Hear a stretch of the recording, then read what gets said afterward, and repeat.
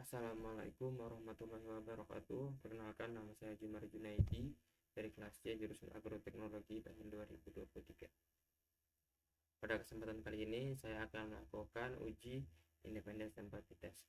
Nah, berikut adalah beberapa konsep dasar untuk uji independence empathy test.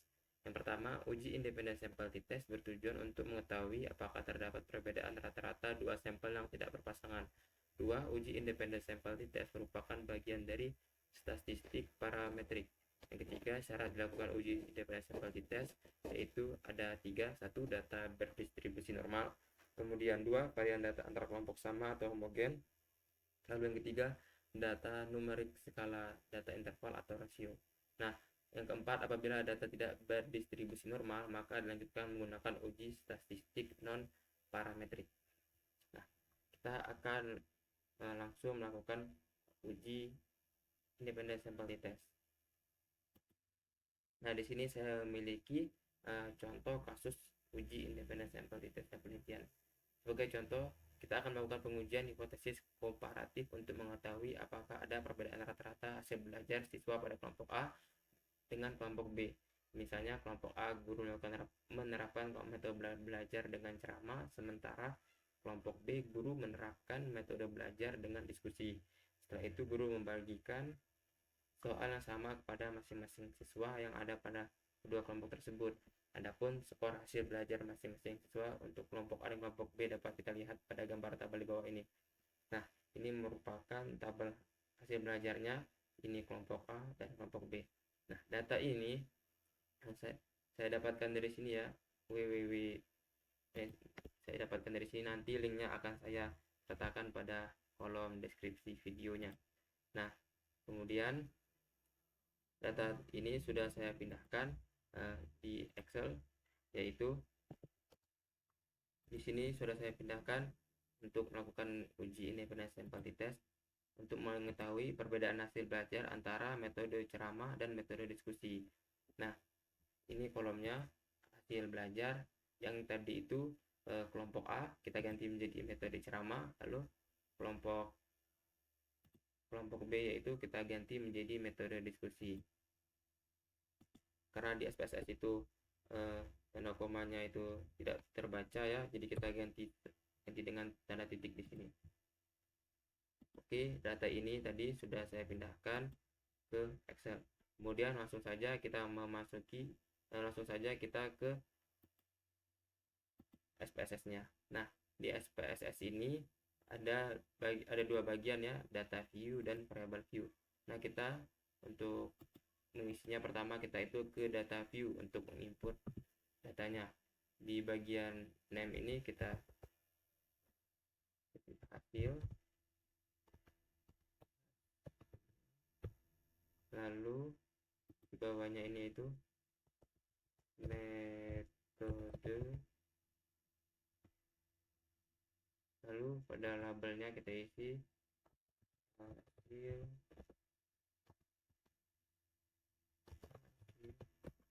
belajar, lalu metodenya itu metode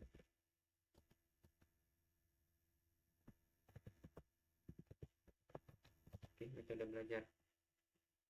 Nah, untuk values-nya ada Excel ini kan ada dua, itu metode ceramah dan metode diskusi. Maka kita isikan di sini untuk values-nya. Yang pertama itu kita isi dengan metode ceramah, lalu klik add, lalu dua, kita klik labelnya isi metode diskusi,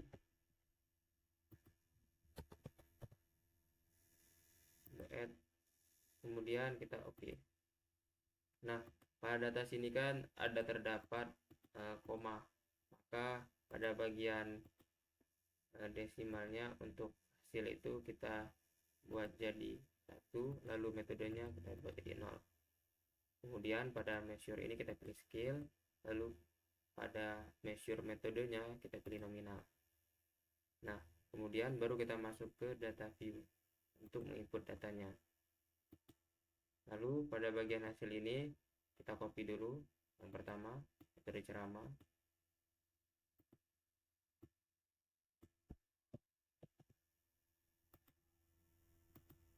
Kita pastekan. Nah, tadi untuk metode ceramah itu kita isikan dengan kode 1. Maka di sini kita isi 1. Lalu kita copy metode diskusi, kemudian kita pastekan lagi pada bagian akhir. Nah, untuk metode diskusi itu 2 tadi.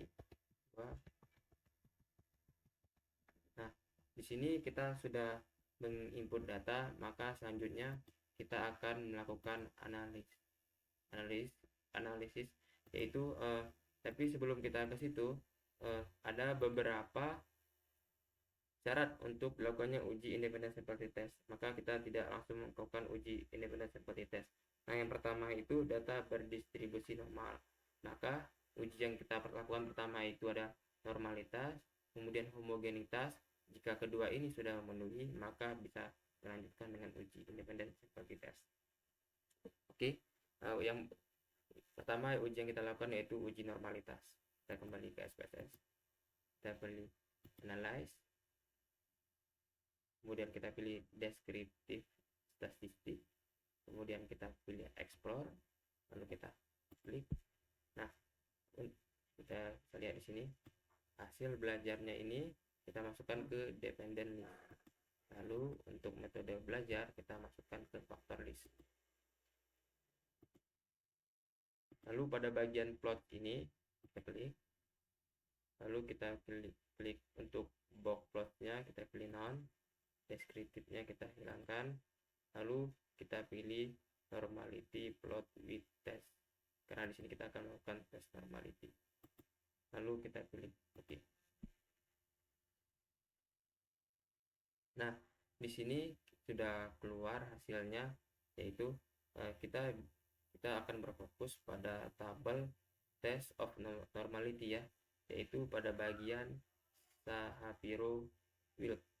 Kenapa kita memilih Shapiro-Wilk, tidak memilih pada bagian Kolmogorov-Smirnov, karena data kita itu di bawah 50 ya, jadi kita memilih Shapiro-Wilk. Nah, di sini didapatkan signifikasinya di sini ya. Lalu kita kembali lagi ke PDF ini. Nah, sebagai dasar untuk mengambil keputusan uji normalitas, apakah dia itu berdistribusi normal atau dia itu berdistribusi tidak normal. Maka di sini jika nilai sigma itu di atas 0.05, maka data berdistribusi normal. Baik, coba kita lihat di bagian hasil tadi. Nah, di sini sigma itu 0.770, maka di sini untuk metode ceramah. Lalu kemudian di metode diskusi itu 0.807. Nah, di sini kita dapatkan metode sigma yaitu lebih besar daripada 0.05, maka dapat disimpulkan bahwa data kita ini merupakan berdistribusi normal. Maka syarat yang pertama sudah terpenuhi. Kemudian kita akan ke syarat yang kedua, yaitu varian data kelompok sama atau homogen. Nah, di sini ada dasar pengambilan keputusan uji homogenitas. Nah, kita akan kembali kepada SPSS-nya. Nah, di sini karena sudah memenuhi untuk yang pertama, kita kembali lagi ke data, lalu kita pilih analyze. Di sini kita akan melakukan 2 uji, yaitu digabung uji homogenitas dan uji independent sample test. Kita pilih analyze, lalu kita pilih compare means, lalu kita pilih independent sample test. Oke. Nah, hasil belajarnya kita masukkan ke tes variabel. Oke. Untuk metode belajarnya kita masukkan ke grouping variabel. Lalu pada define group sini kita untuk grup yang pertama tadi 1, yang kedua itu 2. lalu kita klik continue. Oke, nah, sudah di sini. Kemudian kita oke.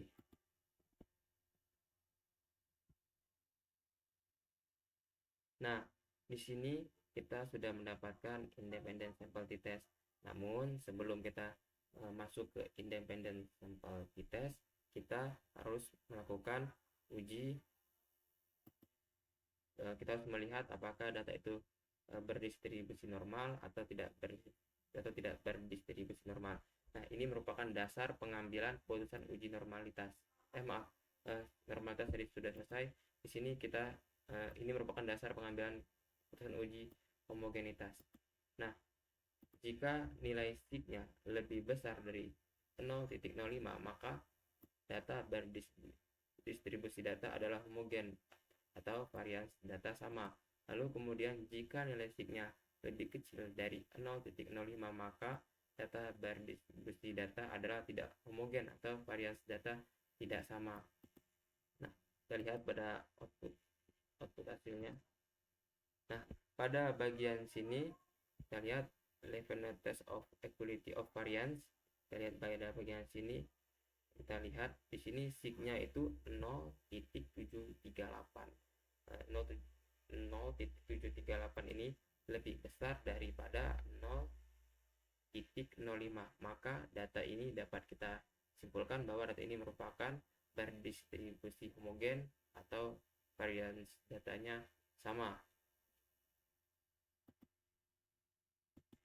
Nah, karena kedua syarat tadi sudah memenuhi, maka kita akan langsung masuk ke independent sample t-test untuk melakukan ujinya. Nah, di sini kan kita ingin mengetahui perbedaan hasil belajar antara metode ceramah dan metode diskusi. Nah, untuk hipotesis yang pertamanya yaitu tidak ada perbedaan hasil belajar antara metode ceramah dan metode diskusi. Lalu untuk hipotesis, yang tadi itu hipotesis nolnya. Lalu untuk hipotesis pertamanya yaitu ada perbedaan hasil belajar antara metode ceramah dan metode diskusi. Lalu untuk tingkat signifikansinya yaitu 0,05. Nah, di sini statistik ujinya kita akan mengetahui sig uji, T hitung, dan T tabelnya.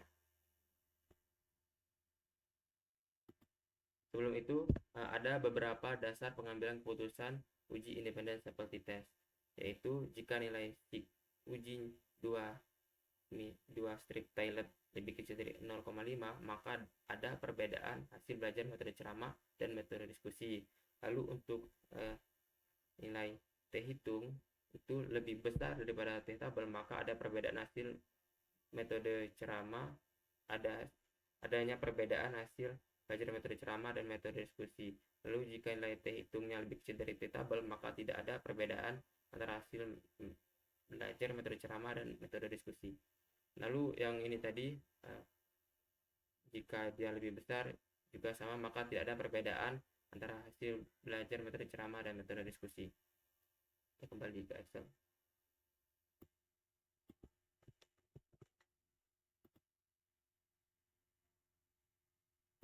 Di sini kita ganti ya.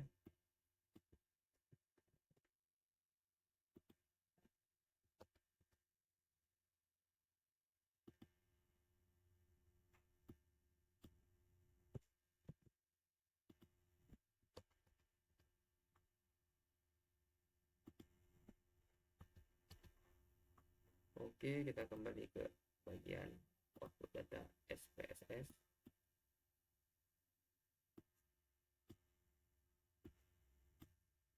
Nah, pada bagian ini bisa kita lihat yaitu sig 2 Thailandnya yaitu 0,039. Nah, kemudian kita lihat pada bagian atas ini ya. Nah, kemudian yang menjadi dasar pengambilan keputusan uji independen sample t-test yaitu jika nilai sig ada 2 di sini yang sudah saya sebutkan tadi, kita lihat nilainya nilainya yaitu 0,039. 0,039 ini lebih kecil daripada 0,05. Nah, berdasarkan dasar pengambilan keputusan uji independen sampel t-test, maka ada perbedaan antara hasil belajar metode ceramah dan metode diskusi, karena di sini lebih kecil nilainya. Di sini kita isi dulu nilainya, yaitu tadi 0,039.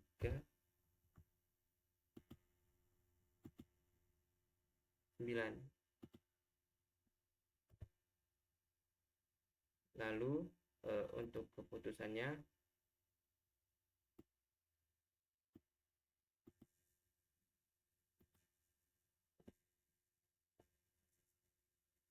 nol titik 0,039 itu lebih kecil dari 0,05. Pada dasar pengambilan keputusan yang ini berlaku, maka ada perbedaan antara hasil belajar metode ceramah dan metode diskusi. Maka H0-nya kita tolak karena H0-nya tidak ada perbedaan, lalu H1-nya kita terima karena adanya perbedaan.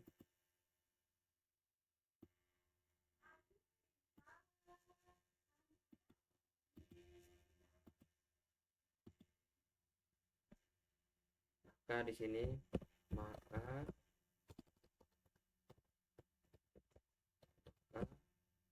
H0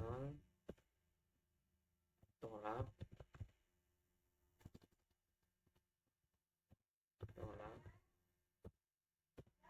H1 terima. Oke, kita sudah mendapatkan keputusan untuk yang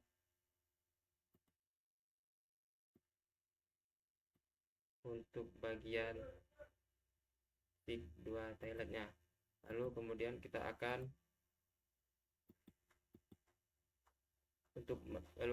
melihat beberapa nilai T hitungnya.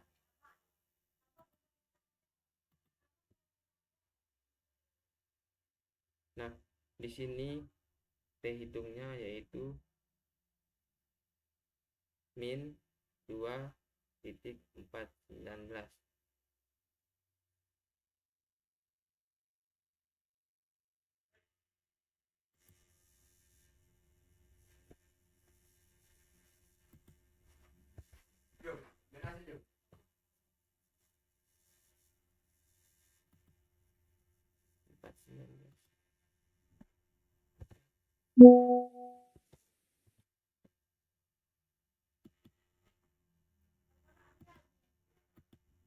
Nah, untuk T tabelnya, kita akan mencari T tabelnya. Cara mencari T tabelnya yaitu kita kembali ke SPSS. Di sini kita lihat nilai DF-nya. DF-nya yaitu nilainya adalah 9. Di sini saya sudah menyiapkan tabel distribusi nilai tabel T. Nah, yang tadi itu ada di 9. Untuk rumusnya yaitu alfanya ada 0,05 itu dibagi 2, lalu dibagi 2 maka nilainya yaitu ada 0,025 pada bagian sini. Lalu pada bagian SPSS ini outputnya DF-nya itu 9. Maka kita lihat di sini DF-nya itu 9. Maka didapatkan nilai berikut 2,264. Kita copy.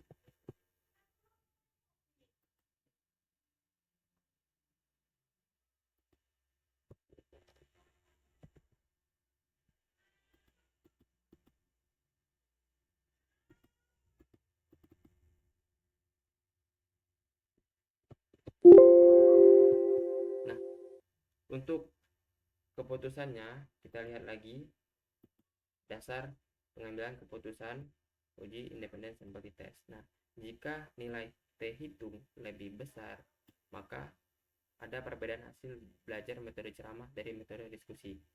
Lalu jika nilai T hitung lebih kecil dari T tabel, maka tidak ada perbedaan antara hasil belajar metode ceramah dan metode diskusi.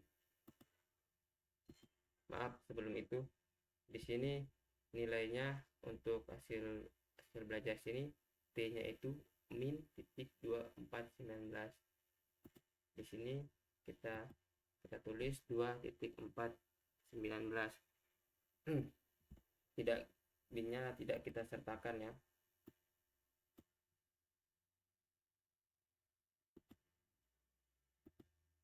Di sini antara T hitung dan T tabelnya itu lebih besar T hitung ya. Maka di sini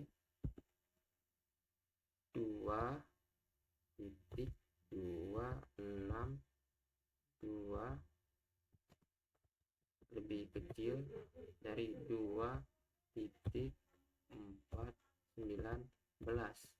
Nah, berdasarkan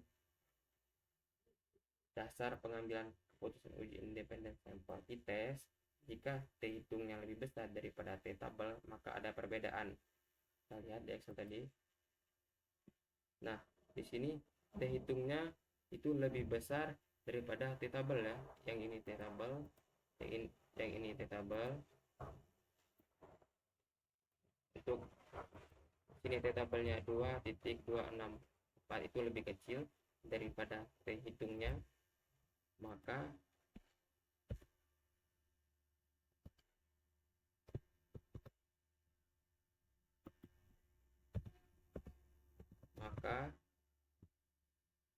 berdasarkan dasar pengambilan keputusan uji independen sampel t-test, jika nilai T hitungnya lebih besar, maka ada perbedaan hasil belajar.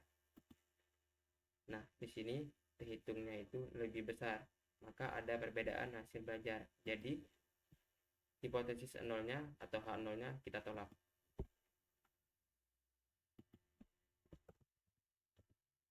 Itu ditolak.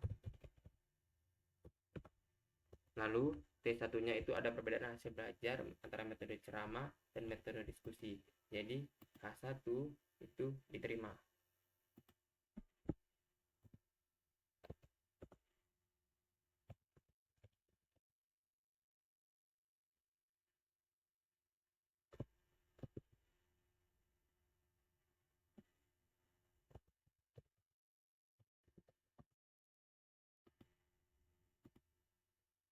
Nah, di sini kita sudah mendapatkan dua keputusan ya, berdasarkan stik 2 toiletnya dan berdasarkan T hitungnya.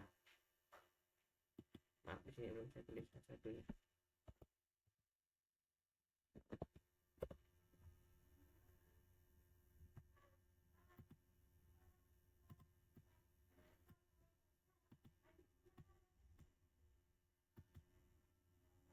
Nah, maka di sini kita sudah bisa mendapatkan kesimpulan ya.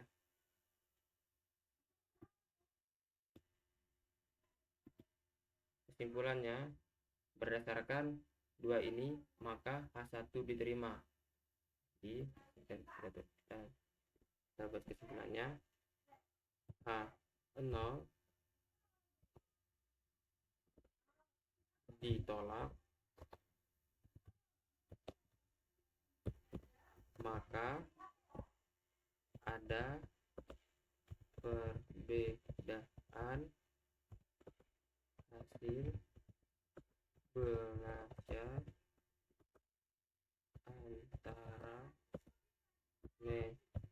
metode ceramah dan metode diskusi.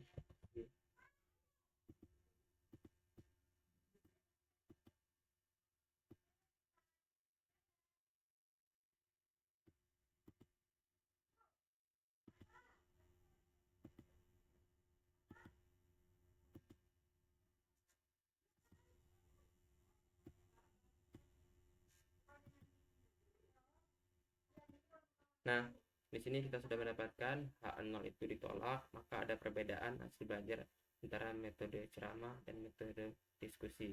Jadi pada uji kali ini independent sample t-test kita sudah mendapatkan jawabannya, yaitu sudah mendapatkan kesimpulannya punya itu, maka ada perbedaan hasil belajar antara metode ceramah, dan metode diskusi. Nah, sekian dari saya. Terima kasih. Wassalamualaikum warahmatullahi wabarakatuh.